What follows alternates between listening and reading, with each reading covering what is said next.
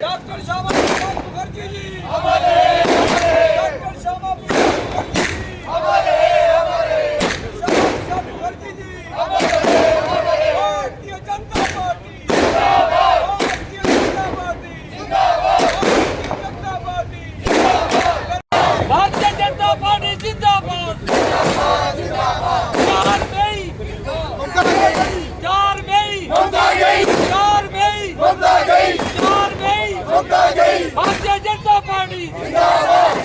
सर्वप्रथम मैं भारतीय जनता पार्टी के प्रत्येक कार्यकर्ता को नमन करता हूं और देश के प्रधानमंत्री नरेंद्र भाई मोदी जी, अमित शाह जी, नितिन नवीन जी, उनके नेतृत्व में जिस तरह में देश भर में 5 राज्यों में चुनाव कर जो नतीजे आए हैं उसमें पुडुचेरी, पश्चिम बंगाल और असम में जो लोगों ने भारतीय जनता पार्टी में विश्वास जिताया, मोदी जी ने जो जिस तरह से कार्य करे हैं, जिस तरह से उनकी कार्य पद्धति है उसको अपनाते हुए पश्चिम बंगाल में जो लगातार ममता बनर्जी तुष्टिकरण की राजनीति, अपीजमेंट की पॉलिसी और विशेषकर विशेष वर्ग को खुश करने की वहाँ पे जो राजनीति चल रही थी उसको लोगों ने एकजुट होकर दरकिनार किया। और सबसे बड़ी बात है, कुछ दिन पहले जो विपक्ष ने महिला आरक्षण बिल को गिराया उसका भी ये नतीजा है कि यदि हमारी माता बहनों को कोई सम्मान नहीं करेगा तो उसका यही नतीजा आएगा। इनको मिट्टी में जो मिलाने का काम है वो हमारी माता बहनों ने किया है। और मैं एक बार पुनः देखिए सब लोगों को बहुत बहुत आभार प्रकट करता हूँ, धन्यवाद करता हूँ कि आपने हमेशा ही देश के प्रधानमंत्री जी पर, भारतीय जनता पार्टी के प्रत्येक कार्यकर्ता पर अपना विश्वास जताया है। ये सबसे बड़ी बात है कि हम ये जो खुशी जाहिर कर रहे हैं ये स्वर्गीय श्यामा प्रसाद मुखर्जी चौक में खड़े होकर कर रहे हैं। और हमें याद है कि जम्मू कश्मीर के लिए श्यामा प्रसाद मुखर्जी ने जम्मू कश्मीर को धारा 70 तोड़ने के लिए, धारा 370 तोड़ने के लिए, परमर सिस्टम को खत्म करने के लिए पश्चिम बंगाल से चलकर वो जम्मू कश्मीर भी आए थे। और आज मैं कहता हूँ श्यामा प्रसाद मुखर्जी जी को आत्मा को शांति मिली होगी कि उन्होंने जो दो कार्य देखे थे, बंगाल का बेटा उठकर जम्मू में आया और जम्मू में अपनी शहादत दी। आज उनका विचार है जिसको लेकर विचार को पार्टी आगे बढ़ रही है। एक बार मैं पुनः उन सब वीरों को, उन सब कार्यकर्ताओं को नमन करता हूं, विशेषकर हमारे पश्चिम बंगाल के कार्यकर्ता जिन्होंने अपने प्राणों की आहुति देकर आज वहां पर भारतीय जनता पार्टी का जो फूल है, कमल है, वो खुला है। धन्यवाद। ये बिल्कुल हमारे जो प्रधानमंत्री जी की पॉलिसी और प्रोग्राम्स है उसकी जीत है और हमारे वर्कर्स की जो मेहनत है उसकी जीत है। हम देख रहे पिछले काफ़ी देर से वेस्ट बंगाल में सिक्योरिटी सिनेरियो कैसा था और लोगों में एक क्रांति का माहौल था, डर का माहौल था और लोगों ने आज भारतीयता को चुना है, राष्ट्रवाद को चुना है और डेवलपमेंट को चुना है। और लोगों ने जो सिक्योरिटी को सिनेरियो को देखते हुए जो सारा जो हमारा संगठन है सभी उनकी जीत है। आज पे इस मौके पे मैं आदरणीय प्रधानमंत्री जी को मुबारकबाद देता हूँ और सभी हमारे जो कार्यकर्ता हैं कश्मीर से लेकर कन्याकुमारी तक, उन सभी का सपना था कि श्यामा प्रसाद मुखर्जी जी की जो भूमि है वहाँ भी एक परचम हमारा लहराए। आज वो लहराया है, उसी के सभी को खुशी है। आप सबको बता दूं कि आज बहुत ही ऐतिहासिक दिन है भाजपा के इतिहास में। पश्चिम बंगाल में हमें प्रचंड बहुमत मिला है और कितने सालों के बाद वहाँ की जो ऐसी सरकार थी जिससे पूरी दुनिया, पूरा वहाँ के जनता सताई हुई थी, आज उसी जनता ने, उसी स्थानीय जनता ने एक सही निर्णय लेकर अपना जो वोट है, कीमती वोट है, वो सही पार्टी के पक्ष में डाला, जिसका रिजल्ट आज सब देख ही रहे हैं। ये डॉक्टर श्यामा प्रसाद मुखर्जी परम पूजनीय, ये भी उसी पश्चिम बंगाल की धरती से आते हैं जिन्होंने हमारे जम्मू कश्मीर की जनता के लिए यहाँ पे आके अपना बलिदान दिया। देखो कितनी राष्ट्रभक्ति उनके में कूट कूट कर भरी हुई थी।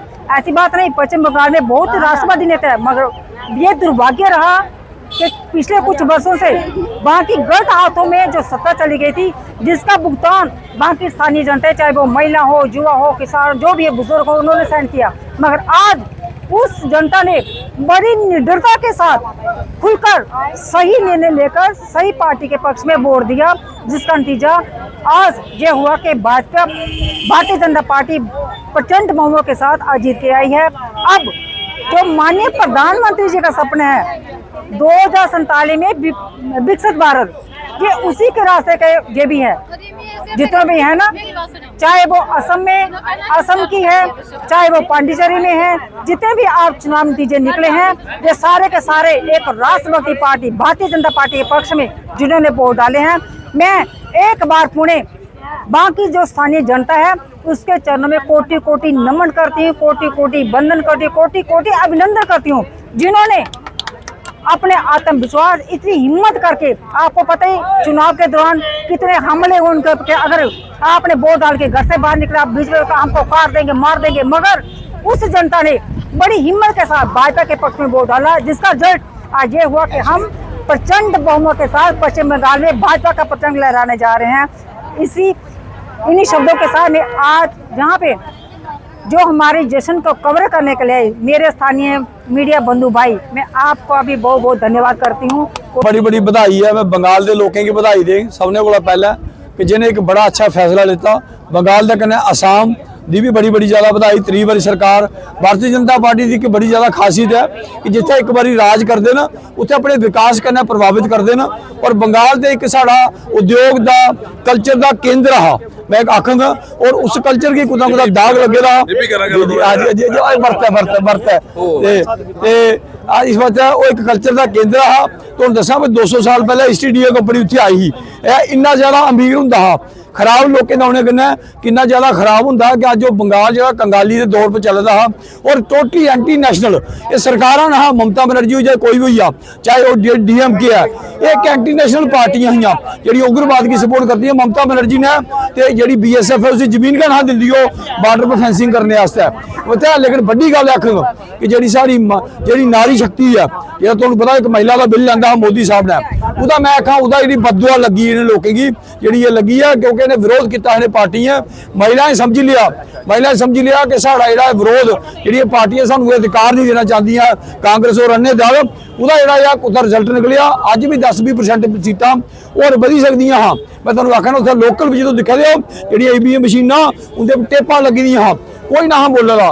रहा केरला अज उसे लैफ्ट हुई है उत्थों भी चली जा रही। जी तमिलनाडु की गल उत्थे तुहानूं सुनाना उत्थे भी साडी सरकार बननी है, समय आउण दिओ।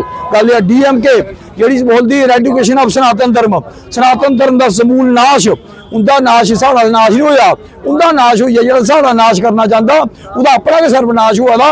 ये तुहानूं आखांगा कि इस बात है जोड़ा भी इसलिए जी एक राष्ट्र जी एक देशभक्त विचारधारा चल रही है।